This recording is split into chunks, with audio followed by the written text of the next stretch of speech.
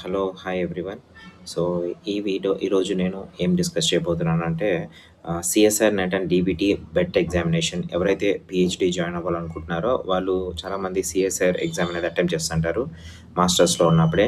తర్వాత DBT department of biotechnology, అలా biotechnology eligibility test, ఈ రెండు ఎగ్జామ్స్ అనేవి సపరేట్గా కండక్ట్ చేస్తారు. అయితే yearly once DBT BET exam అనేది కండక్ట్ చేస్తారు జేఆర్ఎఫ్ ఫెలోషిప్స్ కోసము.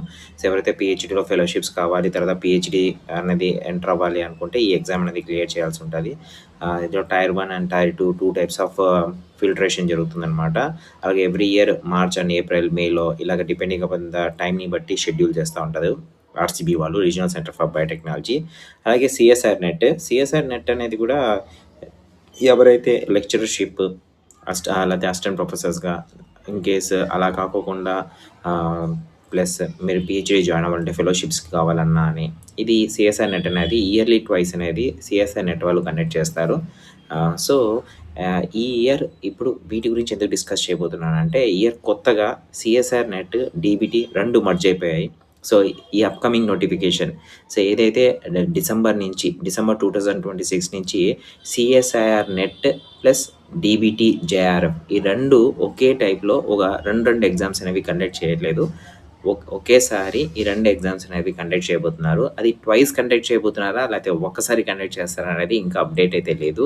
అఫీషియల్ నోటిఫికేషన్లో కేవలం ఏమేమి ఇచ్చారంటే 2026 డిసెంబర్ నుంచి ఈ రెండు ఎగ్జామ్స్ అనేవి ఒకే పేపర్తో కండక్ట్ చేయబోతున్నారు. సో ఇక్కడ నుంచి సపరేట్గా అయితే ఏమీ ఉండవు.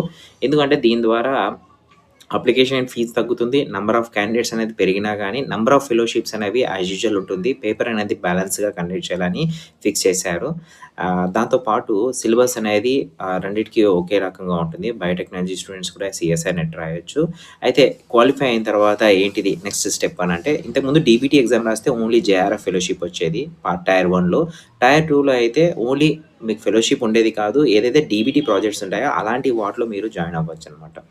అయితే ఇప్పుడు ఏం చేశారంటే, డీబీటీతో పాటు సిఎస్ఆర్ నెట్ మర్జ్ అయిపోయింది కాబట్టి ఈ రెండు ఎగ్జామ్స్ మీరు కానీ రెండు ఎగ్జామ్స్ ఒకే పేపర్. సో మీరు కానీ ఒక పేపర్ రెండు ఎగ్జామ్స్ కానీ క్లియర్ చేసినట్లయితే మీరు ఫస్ట్ వచ్చి డైరెక్ట్గా అసిస్టెంట్ ప్రొఫెసర్కి ఎలిజిబుల్, అలాగే పిహెచ్డి ఫెలోషిప్ జేఆర్ఎఫ్కి కూడా ఎలిజిబుల్ కేటగిరీ 1. అదే కేటగిరీ 2లో అయితే ఓన్లీ అసిస్టెంట్ ప్రొఫెసర్స్కి మాత్రమే ఎలిజిబుల్, ప్లస్ ఎంట్రన్స్కి ఎలిజిబుల్ అవుతారు. మీరు పిహెచ్డి ఎక్కడైనా ఎన్రోల్ అవ్వచ్చు. థర్డ్ కేటగిరీ వచ్చి ఇన్ కేస్ మార్క్స్ని బేస్ చేసుకొని ఓన్లీ మీకు అసిస్టెంట్ ప్రొఫెసర్స్కి మాత్రమే ఎలిజిబుల్ కాకోకుండా మీరు పిహెచ్డి మాత్రమే ఎంట్రన్స్ క్లియర్ చేయకుండా డైరెక్ట్గా సిఎస్ఆర్ నెట్లో థర్డ్ లెవెల్లో కానీ క్లియర్ చేస్తే మార్క్స్ వచ్చినట్లయితే మీరు డైరెక్ట్గా మీరు ఈ యొక్క పిహెచ్డి అనేది ఎన్రోల్ అవ్వచ్చు అనమాట.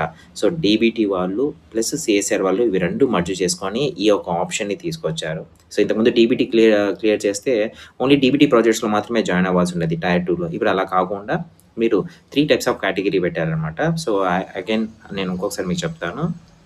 కేటగిరీ 1 వచ్చి మీరు అసిస్టెంట్ ప్రొఫెసర్కి ఎలిజిబుల్ అవ్వచ్చు, ఫెలోషిప్కి ఎలిజిబుల్ అవ్వచ్చు. కేటగిరీ 2లో ఫెలోషిప్ అనేది ఉండదు, ఓన్లీ అసిస్టెంట్ ప్రొఫెసర్స్గా, తర్వాత పిహెచ్డి అనేది ఎన్రోల్ అవ్వచ్చు. కేటగిరీ 3లో ఓన్లీ ఫర్ పిహెచ్డికి మాత్రమే ఎన్రోల్ అవ్వచ్చు, అసిస్టెంట్ ప్రొఫెసర్స్కి ఉండదన్నమాట. ఇది అనమాట. సో సిలబస్ ప్రిపరేషన్ ఇవన్నీ కూడా యాజ్ యూజువల్ ఉంటుంది. లైక్ ఆప్టిట్యూడ్ ఉంటుంది, జనరల్ రీజనింగ్ ఉంటుంది పేపర్ 1లో. పేపర్ 2లో మీకు కామన్ అనమాట.